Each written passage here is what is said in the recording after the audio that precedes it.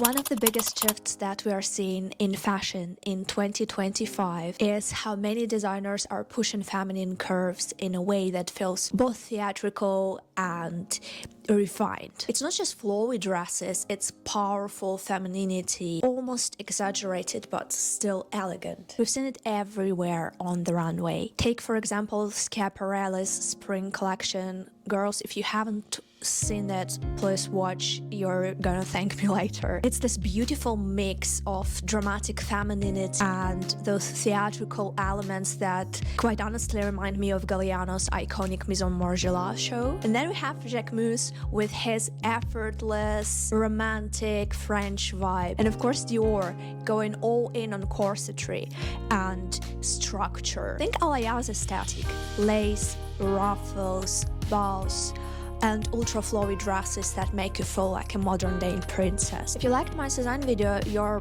probably already loving this aesthetic. And if you haven't seen it, Cezanne is a perfect place for good quality feminine fashion. Now let's talk about how to actually wear this trend depending on your body shape. The first thing that we see everywhere is balloon skirts.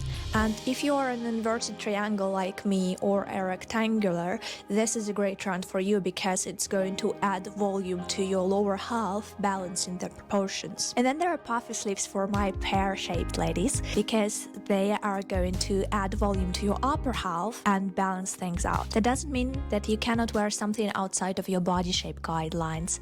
You just have to style it right. For example, if you are an inverted triangle, you can still rock puffy sleeves. You just need to balance them with a voluminous skirt instead of something fitted. Same goes for pears. If you're adding volume up top, keep the bottom half sleek to maintain the balance. By the way, if you want me to make a video on how to dress depending on your body shape, just let me know in the comments down below, and girl, I got your back. I will make a video on that. In general, if you want to embrace the hyper-femininity trend, you have two ways to go about it. So the obvious option would be to go full in Bridgerton style, lace, ruffles everywhere. If you love a dreamy, ultra-feminine aesthetic, this is the way to go. And if you want something a little bit more modern, there's always a second option. Basically, you want to mix feminine items with less feminine items. Picture this, a flowy ruffled dress with leather jacket and combat boots, or a structured office look with pearls and cute hair bow. The key here is to balance softness with structure. Think the romance of Bridgerton meets street style. And if your style leans more towards comfort and effortless cool, you're gonna love the next trend. And by the way, loves, I also have Instagram now, so you can follow me there. It's Wardrobe Tales Official. Athleisure has been around for a while, but in 2025, it's getting an upgrade. It's not just about throwing on leggings and hoodie anymore. It's about mixing structured fashion elements with sporty ones. Allow me something comfy but stylish, and this is exactly where this trend comes in handy. You get all the comfort of sportswear, but with a chic put-together edge, which makes it feel more fashion-forward. There are three ways to wear this trend. The first variation is the most obvious one. It's just mixing sporty items with more structured ones. So basically taking gym attire out of the gym and styling it for everyday wear. Think sweatpants with a blazer, or a tracksuit with a flowy coat, or a hoodie paired with tailored trousers. The secret ingredient here is the contrast between relaxed and refined, which makes it look more intentional instead of, ooh, I just rolled out of the bed. This is perfect for days when you want to be put together but comfortable, which, let's be real, is most days. At least for me.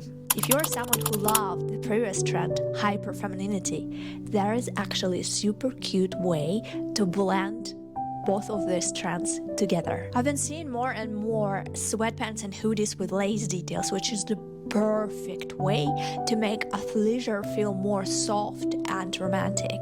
And then there's Balletcore-Inspired Athleisure, things like this off-shoulder or wrap style tops from Boy & T. Just imagine wearing one of those with shorts, leg warmers, and Balletcore-inspired socks in your barre class. How cute is that look? And if you want to take this to another level, you can go high fashion athleisure vibes and pair a hoodie with a corset.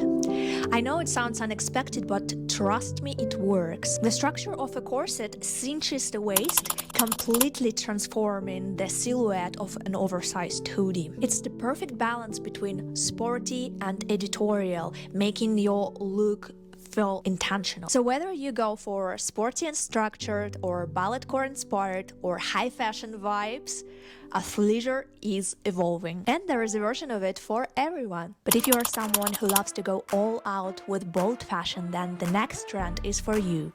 Maximalism. Minimalism is still around, but let's be honest, people are getting a little bit tired of it. Enter maximalism, the ultimate more is more approach to fashion. If you need a reference, think Alessandro Michele for Gucci, or now for Valentino, where he mixes unmixable, or on a more everyday level, Iris Apfel, may she rest in peace, who embodied the art of fearless fashion layering. For me personally, maximalism is a little bit too much. I appreciate it as an art form when it's done well, but it's not something I naturally gravitate towards. And if you relate to that, don't worry, you can still play with maximalist elements while keeping your overall style more minimal. And I'm going to tell you how to do it. The simplest way to dip into maximalism is to start with just one accent piece. This could be a pop of color from a bag, animal print shoes, or statement jewelry, or something a bit unexpected, like a fun hat to elevate your outfit. Even a playful novelty bag like this coffee cup bag can add a little touch of fun without being over the top. And if you want to take it a step further but still keep it sophisticated, mixing textures is a great trick. For example, take an old black outfit, now imagine it in leather paired with lace, or wool paired with silk. Even in a monochromatic look, playing with textures instantly gives an outfit depth and a subtle maximalist touch. So here's what I thought when I was thinking about maximalism and subtle ways to adopt it into a more minimalistic wardrobe. Jewelry is not just for your neck. Hear me out. You can drape necklaces over trousers or jeans as a decorative element, almost like built-in accessory. Or take it one step further, wrap them around the lower part of the leg to create a flared effect on straight leg pants. It's a super creative way to give your pants a different silhouette. And I actually generated some examples for you if you want to play around with this idea. And we also leopard print boom last year, but now cow print and zebra print are also stepping into spotlight. If you want to go bold, an animal print jacket would be a great statement. And for something easier to style, go for a bag, shoes, or a belt, just for this little touch of the trend. And if you like mixing prints, try mixing zebra with a cow print for this cool contrast. And of course, if you want to go all in, the most advanced way to do so would be mixing different colors and patterns all together. But it's a whole topic on its own.